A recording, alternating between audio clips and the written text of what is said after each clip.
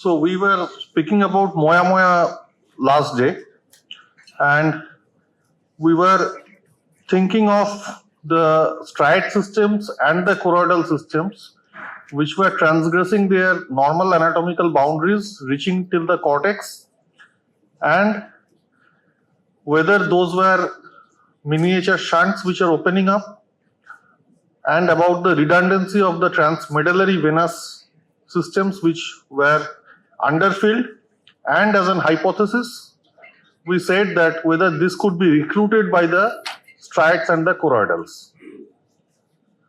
So, if what I am speaking is not making sense, just let me know.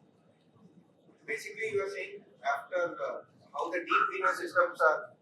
You were saying that how the deep venous systems are actually forming like collaterals in Moyamoya rather than neovascularization collaterals that are happening. So you wanted to tell this in the case that you wanted to show us. Right. Okay.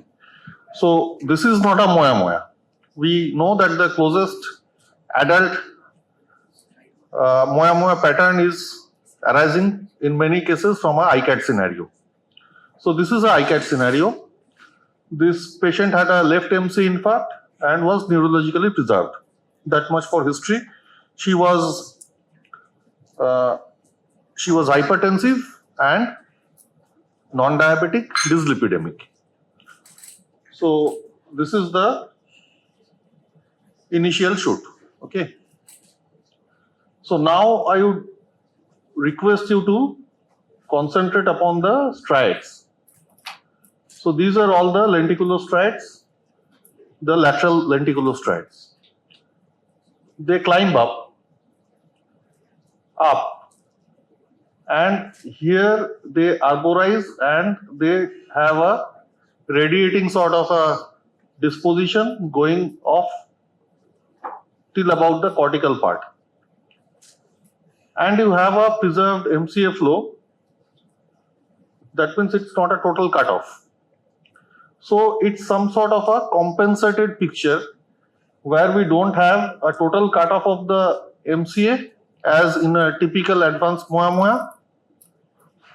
We definitely have proof of activation of the striate system where the lenticulostriates have actually transgressed their anatomical boundary and is trying to vascularize the vasculopenic areas, which due to this very significant stenosis, though the flow is there, but definitely they are suboptimal.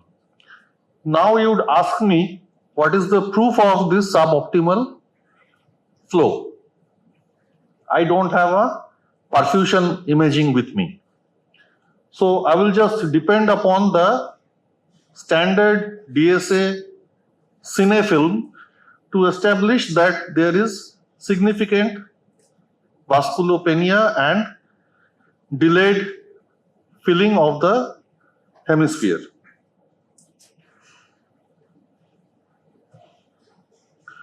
So if we have another close look here, then you see that this segment definitely has a very tight stenosis. And you see that the striates, again, these are all the lenticulostriates. And this says that this is nothing acute. Maybe the phenomena has occurred because of a plaque disruption somewhere, but this has been going on for quite some time now. Otherwise, this activation wouldn't have happened. So before embarking on anything which is heroic or you can be brought into a lot of criticism, we need to have a plaque imaging which shows the plaque in its proper perspective. So this is the plaque that we have. Confirm it in all possible orthogonal planes. So this is the pre-procedural DSA, which shows in better profile the stenotic segment. And look at these radiating vessels over here. They are way above the ganglionic level. They have transgressed this level towards the cortex.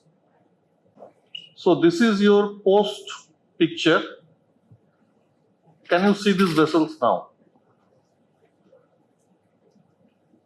I want an honest answer from everybody because this is just a visual comparison.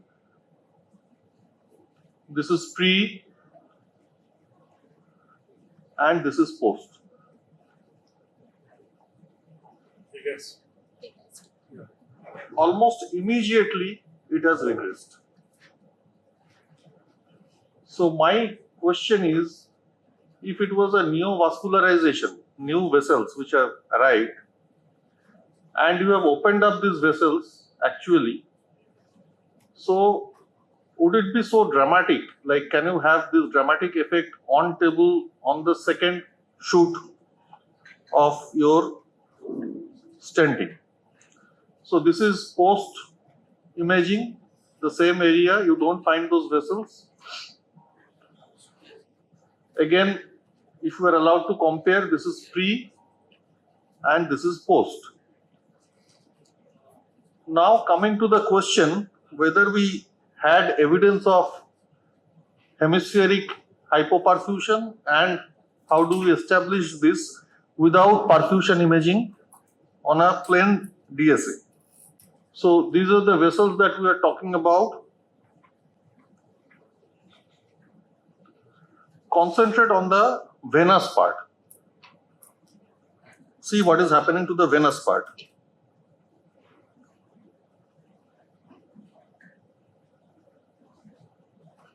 I'm just going slowly. So you still have the ACA which has gone into the capillary phase. You have the MCA which is still not into the capillary phase. And you have these vessels.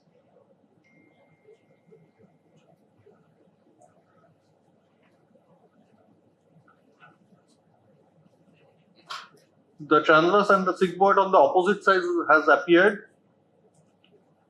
You still have the MCA delineated on the left, which is the affected hemisphere.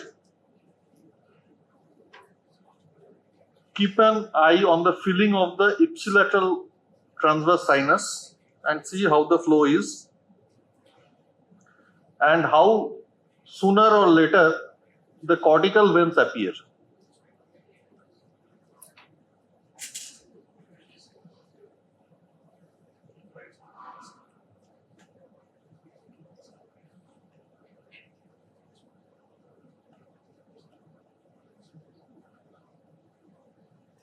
So we are into the later part of the venous phase. The ACA has cleared off completely. There is still quite a lot of blood in the capillary phase in the MCA territory. The ipsilateral transverse sinus is still not visualized. So you have definite evidence of a asymmetry between the ACA drainage and the MCA territory.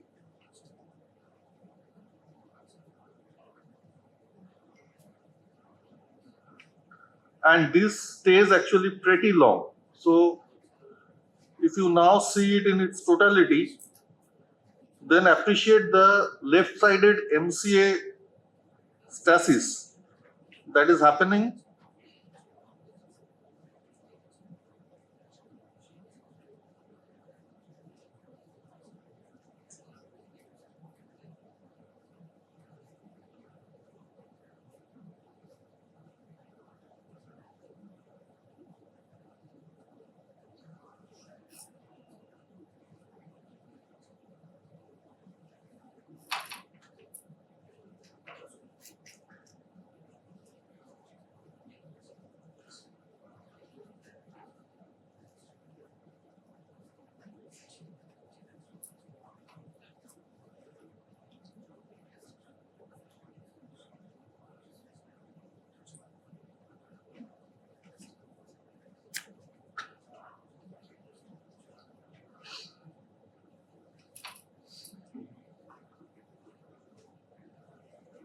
Now this is what happens after you stent it.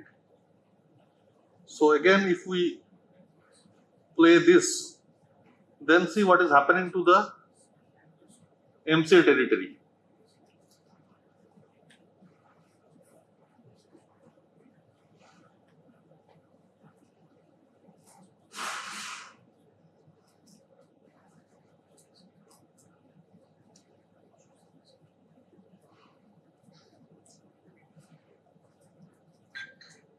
And the ipsilateral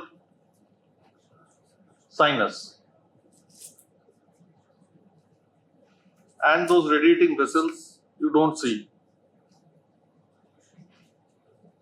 which was staying that late into the venous phase while the stenosis was there.